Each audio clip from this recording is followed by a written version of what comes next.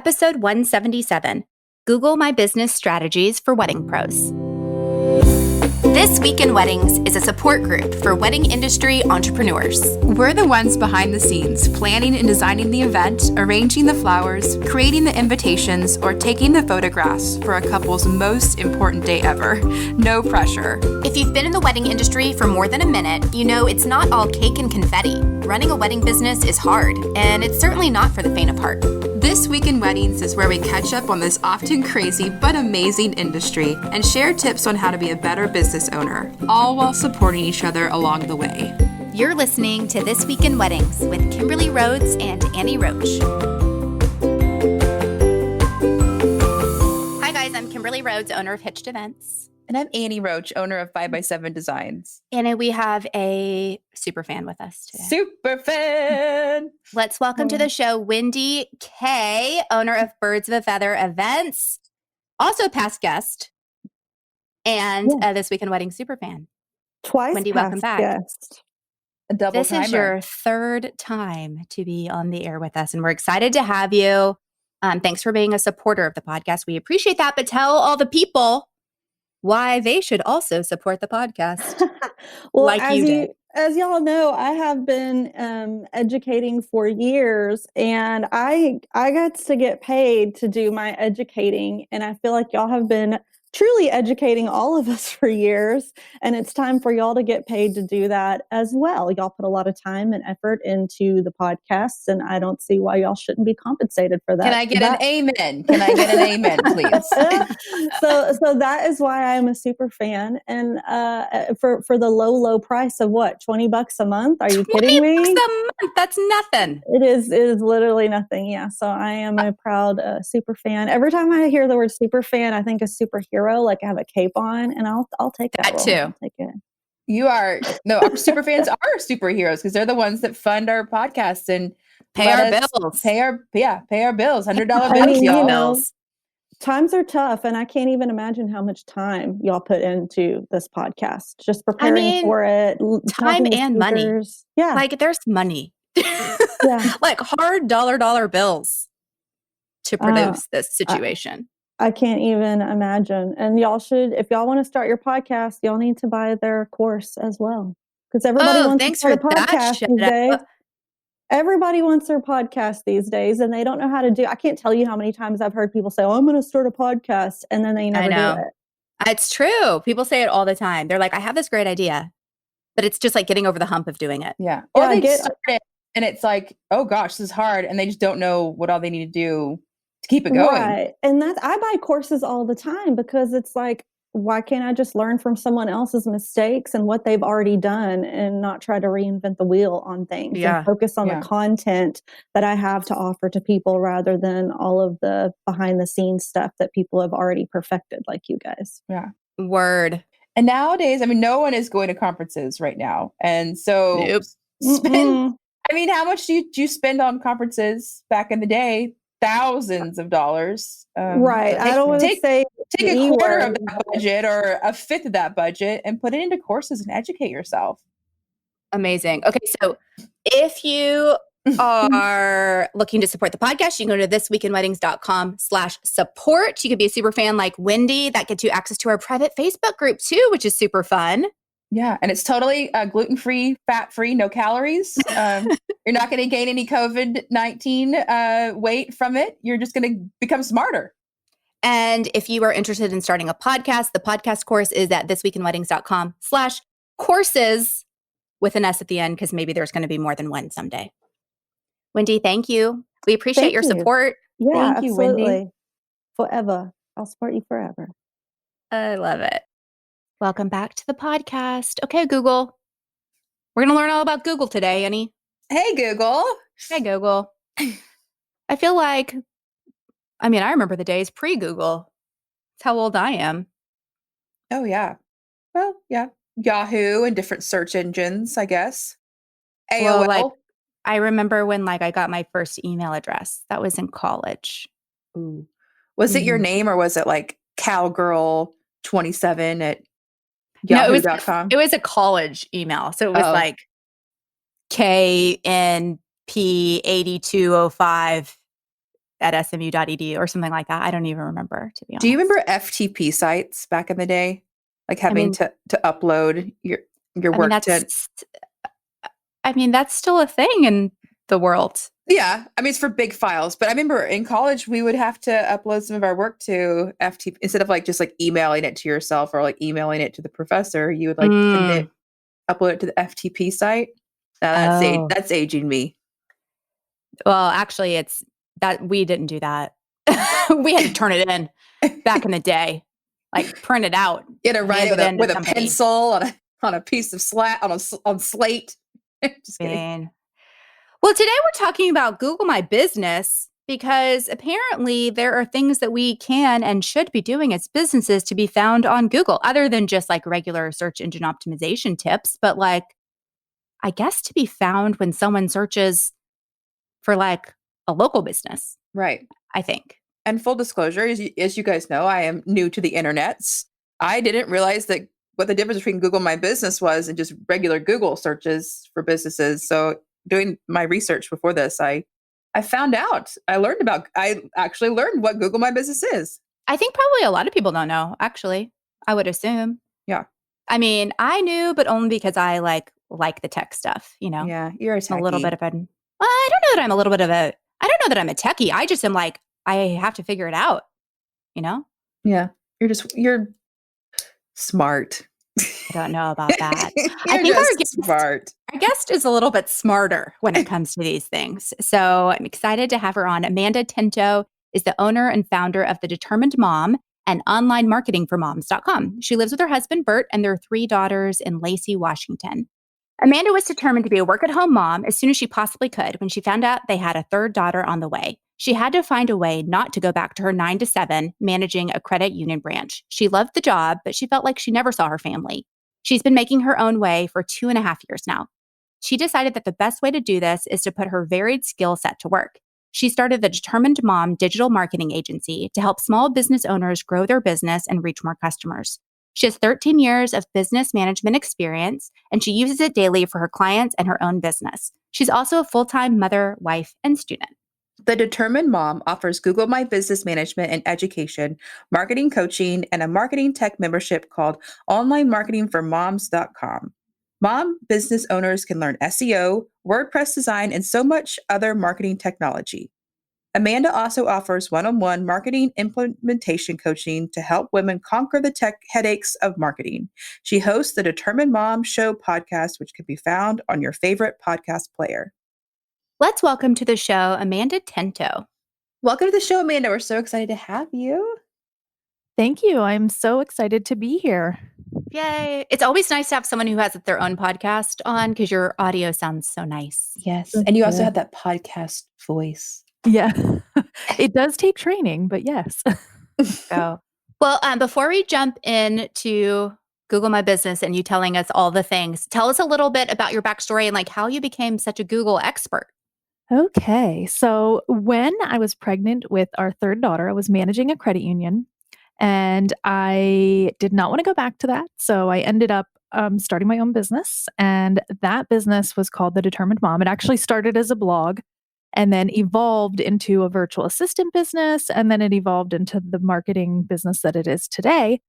And one of my first clients as a VA was a marketing company. And I still work for him today, still have a great relationship. But I started doing Google My Business management for his clients and posting and updating their profiles and listings and all that stuff. And it just ignited this passion because I was able to see their numbers just like climb and climb and climb. And, they're at number 1 in all of the different businesses. I think there's about 13 different businesses that I manage for him for Google My Business. And it's just amazing to see that. And it just struck this passion for me. He actually helped me to get started in SEO as well. And I did SEO for a couple years, and then I realized that Google My Business is a much better and quicker way to rank on Google. So, okay, tell us what Google My Business is. I am assuming, I thought I knew what it is, but I just want to clarify. That's like when you do the search and it shows like the map and like your address comes up on the right side of Google. Is that a true statement? Yes and no. Okay, great. So Set me straight. it is when you Google. And so, like, what is going to happen is you're going to get the 3 listings or the 3 suggestions that come up and the ratings. You're going to see those there as well. And usually on the right-hand side, there might be a Google My Business listing that's like the most highly suggested one. But you're not going to necessarily see. Do you mean you see the business's address? Yeah. Oh, yeah. Okay. Yes. Okay. That's correct. Yeah. Okay. So, okay, tell us why. I mean, everyone's on this, I assume. No. You have to like fill something out. Yeah, I need to and Amanda, full disclosure, I am very new to the internets. Yeah. I have owned my business since 2012, but I just recently in March got an official website. So this is all kind of new to me. Kimberly is more of the techie, is the more informed of the internets than me. Yeah. Well, you definitely want to be on it. So that's the first thing. Everyone should have a listing, especially in your industry. Like, it is absolutely imperative that you have a listing, that you have a lot of reviews, all of those things. So let's go back to what your original question was what is it? Yeah. And that is Google My Business is a free listing that Google provides for business owners to update their information, make sure all the information that Google has on your business is completely accurate. If you remember back, I don't know, I don't want to date myself, but do you remember MapQuest? Oh, yeah, totally. Okay. So MapQuest was like the original way that we found directions online. Yeah. And I remember getting lost like for hours for a wedding because they weren't accurate. So it evolved and Google took over that kind of and was like, okay, you know what? We can do better. And so they tried to do better and they tried listing all of the businesses and they realized quickly that they couldn't update the hours, they couldn't keep things accurate. So in order to get things as accurate as possible, they allowed the business owners to control the information that goes into it. So that's why it's really important to update your listing because you're showing Google, if I'm closed for whatever the next holiday is, what is it, Labor Day? If I'm going to be closed for Labor Day, then I'm going to tell Google that I'm going to be closed and they're going to know that I care about my listing. I care about, what the world sees, my business doing. If they know that I'm open or closed, that is a really great way to get higher on the algorithm. So, well, and I feel like this is a crazy time to update it because you're as a business, you might have new hours or you might be temporarily closed right now. So I guess it's up to you to tell that to your customers. Yes. And they do actually have COVID updates. So you can actually make updates that are specific to COVID-19 and the hours that are specific to COVID-19. So I kind of remember doing this like forever ago. Yeah. And you like go online and fill out a thing. And then don't they mail you something like a postcard in the mail? Yes. They mail you a little, it's not really like a postcard. It's actually, and I have mine right here. It is a little mailer. It looks like when you get a check. You know how you get a check in the mail and then it has the 3 perforated sides? So this is what it looks like. And it's just basically, a code. It's like a numerical code, and you're just going to put that in and verify your business. So it takes about 5 days from the time that you claim your listing. But one thing that's really important that I want to make sure that your listeners are aware of is you want to actually go to business.google.com before you create your listing and search for your business. Because if you have a location-based business, Google probably already created a listing for you. And if you create another one, then you're going to run into a situation where you have a duplicate listing and you're not going to be able to manage it. So make sure you search before you claim it. Okay. So Google automatically makes some listings, but not all listings. Right. And I would imagine like for so many businesses where people are like, don't have a storefront and they're like working out of their home. Like, tell me about that. Because how do you list your business if you don't really have an address? You don't want your address known? Yep, you can. I have my business listed and I work exclusively from my home, but I work with people that are local. So that's the one caveat to having a Google My Business listing is that you have to be able to serve clients locally. And in the wedding industry, like, most people do that. So if you have that ability, then you can claim a listing. If you only exclusively work with people online and you can never interact with them face to face, then you would not necessarily qualify for a listing. However, what you can do is set your listing to be non customer facing. So basically, there's literally a little box that you check that says, I don't serve clients in my location. And that's it. And they don't display your address. You can use your home address. They won't display it, but they'll kind of put a little dot on the map for your general Somewhere. area. Yeah. Yeah. That's smart. Those Google people are smart. I know. Amanda, okay, I have a question. What about those? I get them every once in a while, those like random calls about like claiming that they're from Google wanting to set up my business. Is that legit? Is that really Google? No. I It's feel like not. it's total spam. Yeah, I mean, I'm nice, but I'm like, I've got that covered, click. Yeah. But I always wonder if that's really legit or not. It is No. not legit. Okay. It is basically SEO companies that are trying to acquire your business and help you to rank. But what they'll do is they'll, do the Google My Business listing and then a whole bunch of other directory listings, which is really important because you want to be listed everywhere on the internet. But they'll also want you to do a full SEO plan, which can be thousands of dollars a month. So So it is a free service, but there are people out there that can help you rank better. right. What are some tips like now that we kind of know what it is, like what's the next step to once you've gotten, registered your account, gotten your little postcard in the mail, verified it, what's the next step? You definitely want to fill out absolutely everything. So making sure that every single thing is filled out, making sure those extra attributes are filled out, like what is it, veteran led, women led, all of those things. There are little, side notes kind of, or not side notes, but little attributes that you can click if you are a woman or a veteran or anything like that.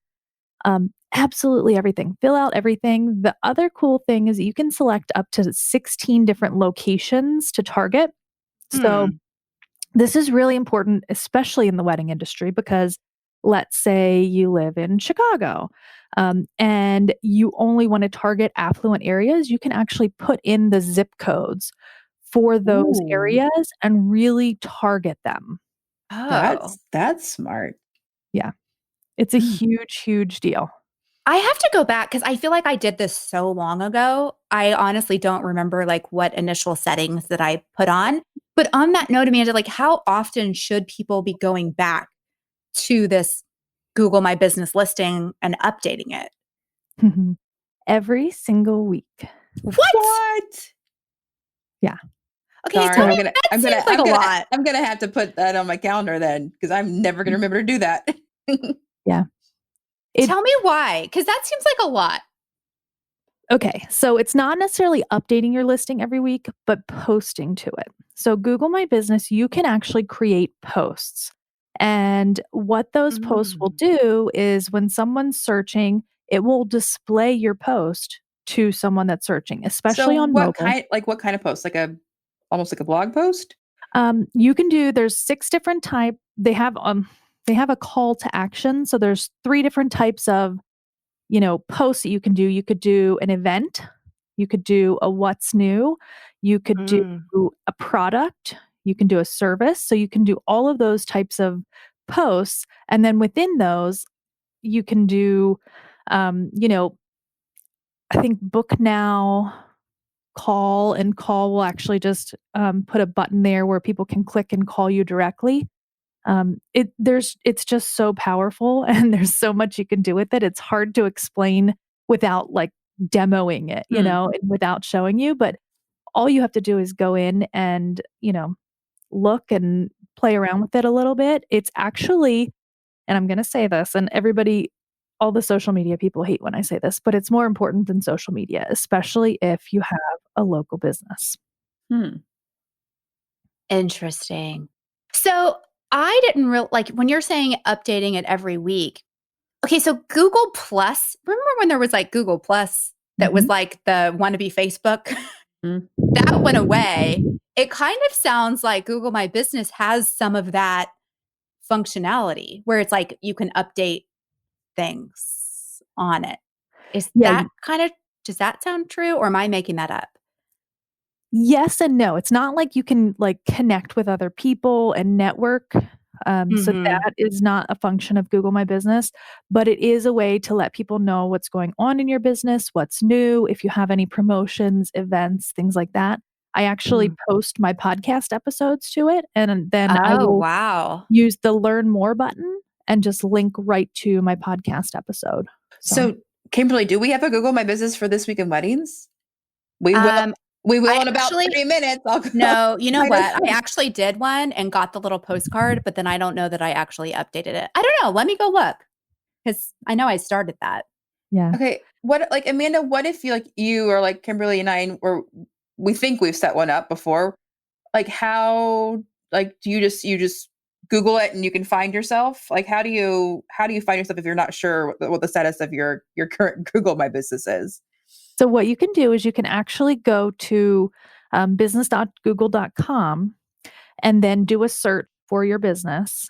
And if you come up, then it'll, display it and it'll show you, it'll tell you if the business is claimed or not, if it is there. If it's not there, then obviously you didn't create one. But in order to find it, you can click on, what is it? I think it's make a suggestion, I think, or suggest a change or something like that. And then what you can do is you can actually see the email address that's attached to, or the first 3 letters of the email address that's attached to that profile. So then you know which email address you used if you're the one that claimed it. If you didn't claim it, or if you aren't the one that has, that email address or whatever for some reason, then it's a longer process because you're going to want to claim that profile, but you're going to have to contact support and go through all kinds of kind of like hoops to get access to that profile. So I had to look this up in an incognito window because as soon as I tried to look it up, it's finding like it's finding Hitched Events, like based on my computer. But then it's asking me for an email address and I put in what I thought it was and it doesn't exist. So maybe I need to start over. Yeah. As long as, did you go and search in business.google.com? I went to business.google.com, but there's not like a clear search. Okay. So There's like sign in, manage now. Manage now. I feel like everybody's doing this right now with us. Yeah. Everybody do it too, just to check on your listing. So I put in what I thought would be the email address and it says couldn't find your Google account. Okay. So is there a section where you can click on, I think it should say make a suggestion if you go to the main profile. Let me try something else. Do you know, Amanda, while I have you and I'm searching this, because Google is like very often connected to Gmail, can you have more than one? I mean, so many of us have multiple businesses. Can you have more than one account under the same email address? Yes, I have about 15 under my email address, and then I have about 3 under another, and then I have about 13 on another. So amazing. I'm going to then check my other account because maybe I did it there. Now, while we're on this topic, I'm going to tell you what I always recommend to all of my clients is that you extend an invitation to every single Gmail account that you have as a manager or an owner of your business. And the reason for that is because if you forget or you're logged into some other email or whatever, you can access it from anywhere. And you never get locked out and you never have to guess which email it is. But what if you're not a Gmail account user? What if you need to have one in order to have it. Kimberly, because Kimberly's not a Gmail person. No, I have a Gmail. Oh, you do? Okay. Yeah. Yeah, I have a Gmail account. That's what I use for my Google stuff. I don't think This Week in Wedding is there. I know I did it at one time and then I got the postcard and then I just don't think I did anything with it. And then apparently they just like lock you out if you don't do that. I don't think I ever got my postcard from my business or I threw it away. So I'm gonna have to check on that one. You can request it again. Okay. And you said it was you said like 5 days afterwards. That's not a lot of time at all. Yeah. It's usually about 5 business days. Lord, I had to re-request my IRS payroll PIN again. And it took like 6 weeks in the mail. So Yeah. Google's very prompt. I really, honestly, Amanda, didn't know that you should be updating this often. Because I think I did this like back in 2012 maybe and like haven't touched it again. Other than I will get notifications that are like, hey, do you have special hours for this holiday? Today, you should go ahead and update it. But other than that, I like haven't gone. I mean, I'm looking at my profile now for Hitched Events. It's like there's a lot of information here, but I didn't know I should be updating it. So you and everyone else. Yeah. So that is the most common thing that business owners do is that they create it. And also SEO agencies will create it for businesses if they have, worked with an SEO. And then they don't really tell them these things. They don't give them that information. And I honestly am not sure that every SEO knows that because it's kind of definitely something that you learn by doing, Yeah. Well, I was going to say we've had a couple of like SEO topics on the podcast and we've never talked about Google My Business. Yeah. Mhm. We'll talk about it. So There's last also year- like photos too. Like there's a whole section you can add photos. I feel like for our industry, that's huge. Huge, absolutely, especially for photographers. I actually have a photographer that I worked with, and she went from like page 6 in the results. You know how like you go to more and then Yeah. Yeah. So she was on page 6, and she actually got all the way up to number 1. This was in November of last year, and she ended up booking 15 holiday sessions from Google. Okay. Wow. Because she's number 1, she has hundreds of reviews, and she is managing her profile, doing everything. She's still number 1. She's in Puyallup, Washington. And it really just helped to like solidify her business. She made probably like $5,000 off of just putting the effort into, that Google My Business. Well, and it's free. So Yeah. it's not like you're even paying for this Yeah. advertising. It's like Right. literally free. Amanda, It you is. mentioned reviews. Is it just reviews that people are making directly on Google, or is it taking reviews from other places and putting it and containing it all in one place? It is reviews that people leave directly on Google. Okay. So, and that is really the most important place for you, especially in the wedding industry. I think, unless you know of somewhere else that people go to. So search there are for some you. like wedding specific sites like the Nod and Wedding Mhm. Wire for reviews. But like I know when I ask clients for reviews, I'm always like, and Google, like here's a link to make a direct review on Google because why not? Yeah.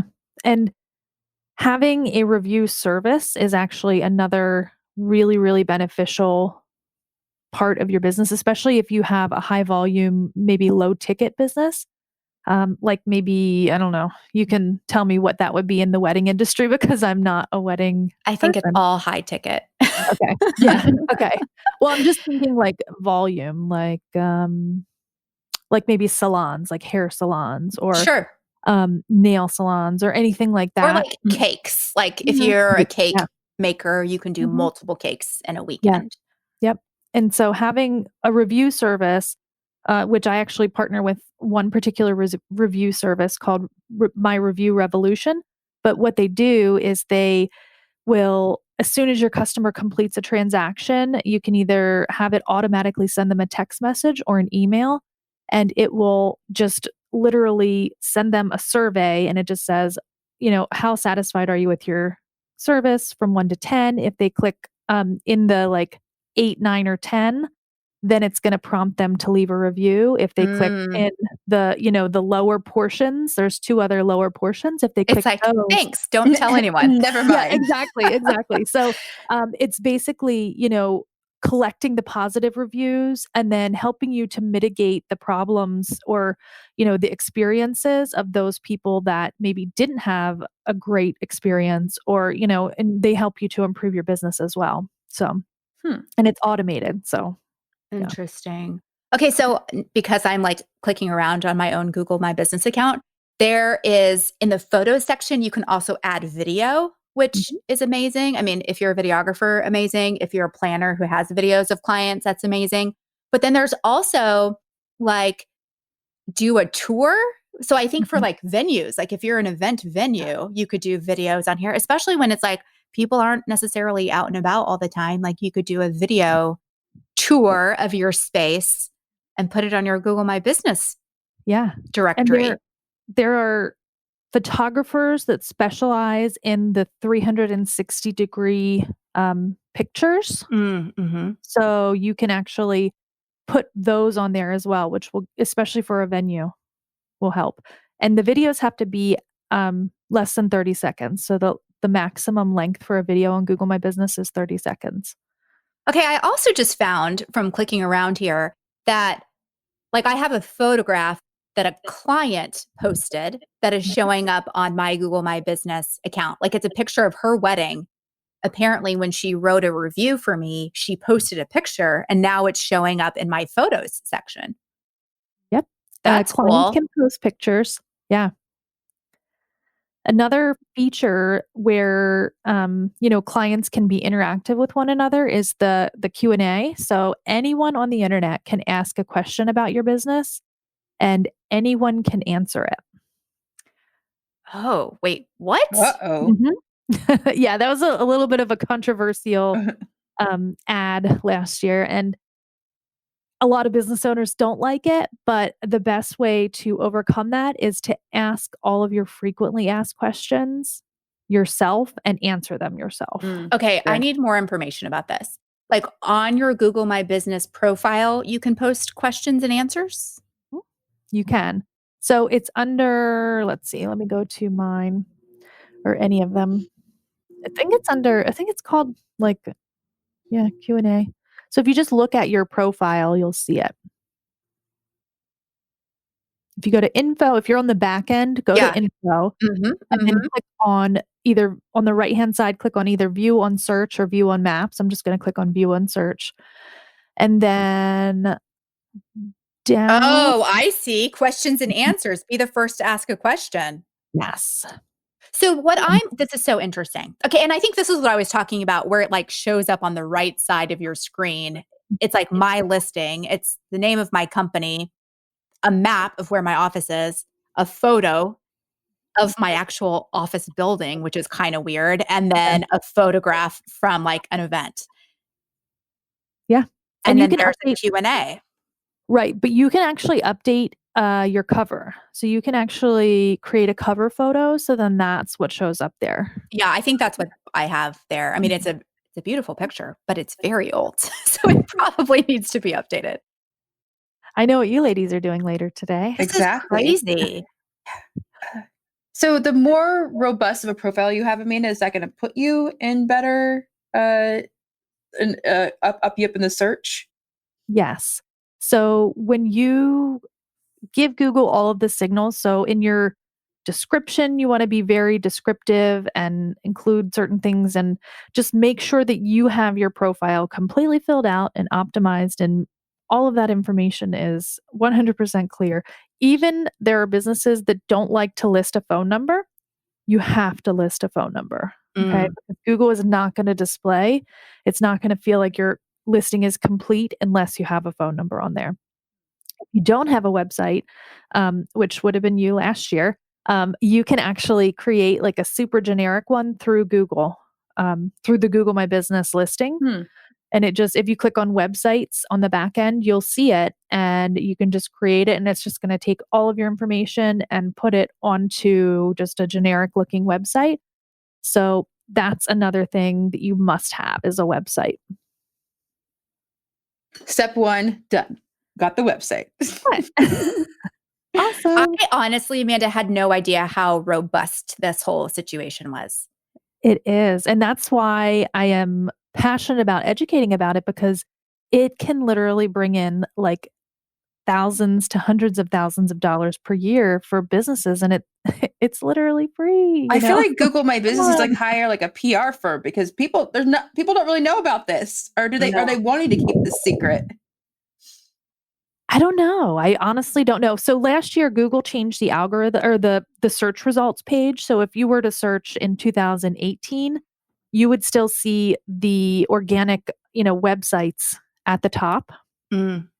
now all you see is those Google My Business listings. So that happened early last year in 2019.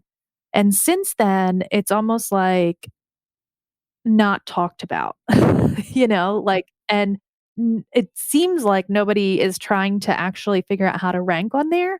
But that's why, I've kind of helped figure that out, and helped other clients to figure it out and those kind of things. And it's just amazing. Like, it's so powerful. Okay, so Amanda, I have a question for you. Like, if you're a business that, for my planning business, like I'm very localized, like to my market, being on Google My Business is super important. What about something like our podcast, which is not local at all? Like, we Yeah. happen to live in the same city, but like Dallas has nothing to do with the podcast at all.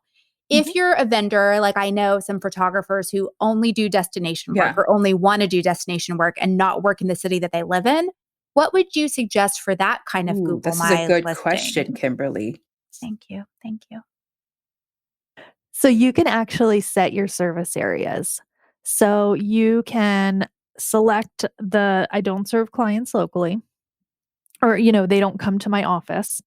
And then you can, let's say, select major cities. You Your- can, Your favorite I- zip if you, codes, or I guess Or like Yeah. the cities you want to work in or that you like to work in. exactly. I even have, if you look at online marketing for moms as one of my Google My Business profiles, when you look at the map, it actually shows you an outline of the entire United States, including Alaska and Hawaii. And that's because I have my service area for that set to the United States. Oh, okay. So, Interesting. mhm. So it's still important for those kind of businesses to have this listing, even if you're not even not local. serving a local market. Yes, 100%. And you said update it weekly. Is it by you updating it weekly? Is that going to help you too? Like making changes, is that going to bump you up as well?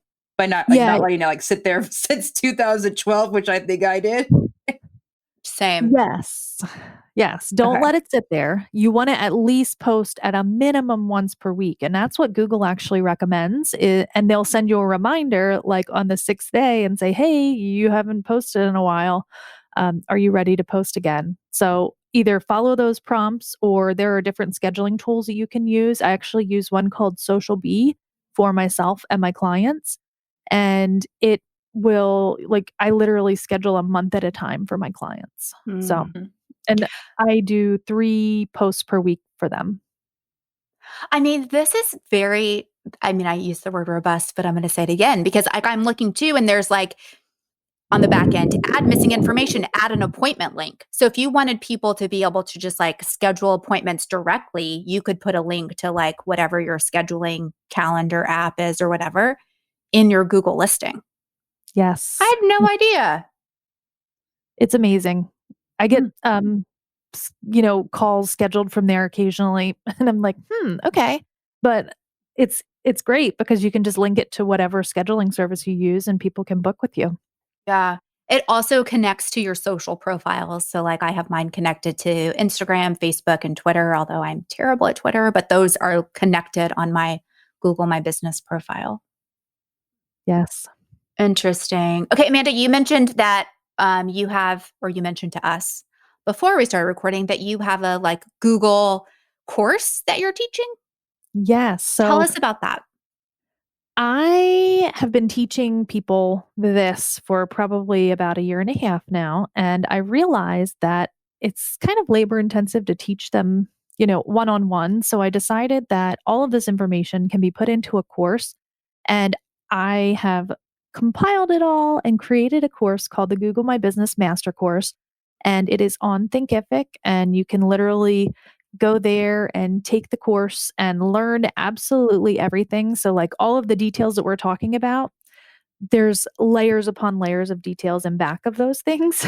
And, Yeah. it's hard to encompass all of that and tell you everything that you need to do on a podcast. So, this course will walk you through absolutely everything from what Google My Business is to how to claim and create your listing to how to optimize it.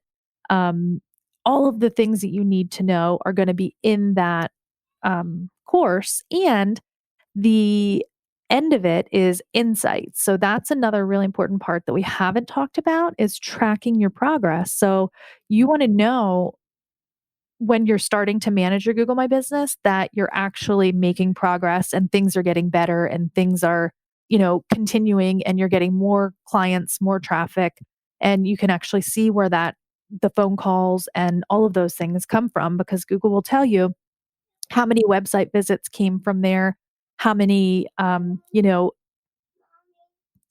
business, sorry, how many, calls came from there, all of those things. So it tells you absolutely everything. And we'll link to your course on our show notes so people can find it if they want more information. Amanda, I learned so much. I thought I knew what Google My Business was. I know. And You've blown our minds in these past 30 minutes, it's a lot of information that, especially, I'm not the techie person, but for you to blow Kimberly's mind, that takes a lot. I really thought I knew what it was and I thought I was all set up, but clearly there's more I need to do. But it seems easy too. It's not for me, at least. Sometimes some of these things seem overwhelming of oh, when am I going to find the time to do this? But when I'm looking at my profile, I'm oh, these are Q&A. I could update that in an hour, Yeah. Is there a way to do I know with some of the social media platforms, you can kind of if you post to Twitter, you can post to Instagram, you can post to Facebook. Is there any way to then you can also post to Google, or is it its own separate platform that you can't combine your posts with? Oh yeah, that's what I use Social Bee for. So I literally will post to everywhere at the same time. And that's good. it's automatic. You can just schedule it out and that kind of thing. So it'll just push to everywhere. Yep. And the thing that's different about Social Bee, rather than I think Social Pilot is one of the other ones, and OneUp.io is one of the other social scheduling platforms or tools that you can use. However, in Social Bee, you can actually select the call to action that you want to use.